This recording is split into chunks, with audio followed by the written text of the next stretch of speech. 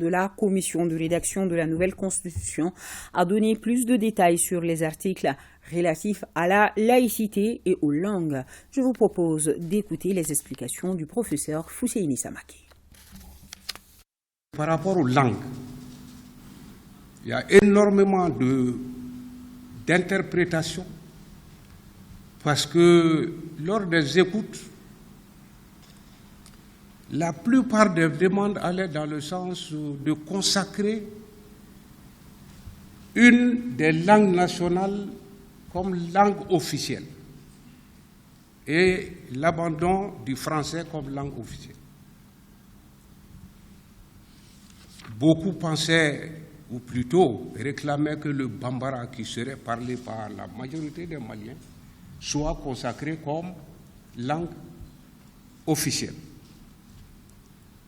Et la commission a choisi une autre voie, c'est d'aller vers une formulation qui envisage les langues nationales dans une dynamique ou dans une évolution dynamique.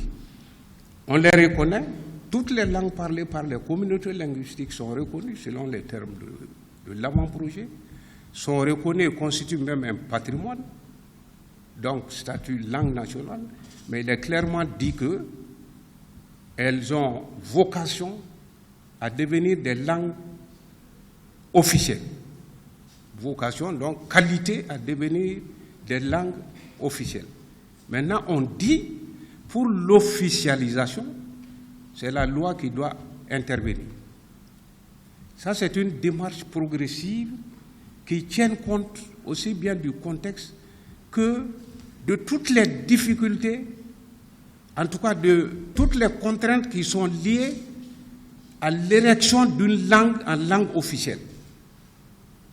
Je pense que les gens ne mesurent pas les conséquences de l'érection d'une langue en langue officielle.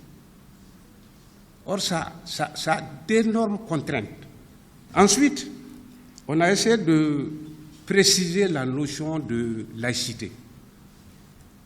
Et vous savez, dans certains pays, la laïcité, c'est la religion, c'est l'État et religieux. Séparation de l'État et de la religion. Nous ne sommes pas allés dans ça. Nous avons utilisé une formule positive. Formule positive en disant effectivement que dans notre pays, la laïcité renvoie à la tolérance religieuse. En gros, c'est ça. C'est le terme qui a été utilisé dans le texte. C'est pas, vous verrez la formulation à ce niveau-là.